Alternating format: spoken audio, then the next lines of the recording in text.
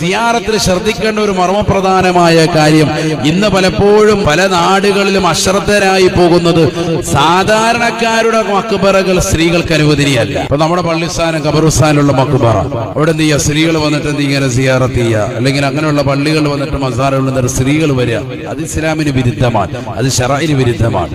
എന്താ അങ്ങനെയാണ്? അതവരുടെ ഹൃദയത്തിന് പ്രയാസമുണ്ടാക്കും.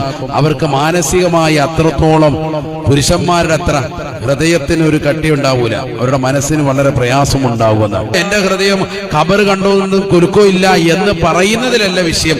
ദീനൊരു വിഷയത്തിൽ പറഞ്ഞാൽ അത് പരിപൂർണമായി മുറുകെ പിടിക്കുക എന്നുള്ളതാണ്. സ്ത്രീകൾക്ക് സാദാ സീത ഖബർ ഉണ്ടല്ലോ, നമ്മുടെ പള്ളിസ്ഥാനിലെ ഖബർ, വാപ്പാടെ ഖബർ, ഉമ്മാടെ ഖബർ, കൊച്ചുമ്മാടെ, എളാമ്മാടെ, മൂത്താപ്പാടെ ഖബർ, അത് പറ്റൂല.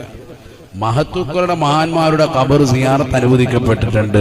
അത് ഫഇന്നഹാ തുദക്കിറുകുമുൽ ആഖിറ, നിങ്ങൾക്ക് ആഖിറത്തെ കുറിച്ച് ചിന്ത വരാൻ അത് കാരണമാണ്. അത് പുരുഷന്മാർക്ക് സുന്നത്താണ്, ഏത് മഹാന്മാരുടെയും സാധാരണക്കാരുടെയും. പാപ്പ ഉമ്മാക്ക് മരിച്ചാൽ പിന്നെ വീട്ടിൽ ഇരുന്നിട്ട് യാസീൻ ഓതുക, ഖത്തം ഓതുക, ദിക്ർ ചെല്ലുക, 70,000 തഹ്ലീൽ ചൊല്ലി ഹദിയ ചെയ്യുക, ഖത്തം ഓതി കൊടുക്കുക, ഇതൊക്കെ സ്ത്രീകൾക്ക് പറ്റും. പള്ളിയിൽ എന്തുണ്ട്, ഒരു മഹാന്റെ മക്ബറയുണ്ട്, ആ മക്ബറയുടെ ചാരത്ത് നമ്മൾ വന്നു. അപ്പൊ അവിടെ നിന്നുകൊണ്ട് തന്നെ നമ്മുടെ വാപ്പ ഉമ്മാക്കൊക്കെ കൊണ്ട് ഒരു ഫാത്തിഹ അഷ്ടം ഓതി ആയിക്കോട്ടെ. ഖബറിന്റെ അടുത്തോട്ട് പോയിട്ടുള്ള പരിപാടികൾ സ്ത്രീകൾക്കൊന്ന് നിഷിദ്ധാണ്. ഇതൊക്കെ ഷറഅ് കൃത്യമായി എന്ത് പറ്റും എന്ത് പറ്റില്ല ഒക്കെ കൃത്യമായി പഠിപ്പിച്ചിട്ടുണ്ട്. നമ്മളായിട്ടൊന്നും തുടങ്ങി വെക്കണ്ട. അല്ലാഹു തൗഫീഖ് തരട്ടെ.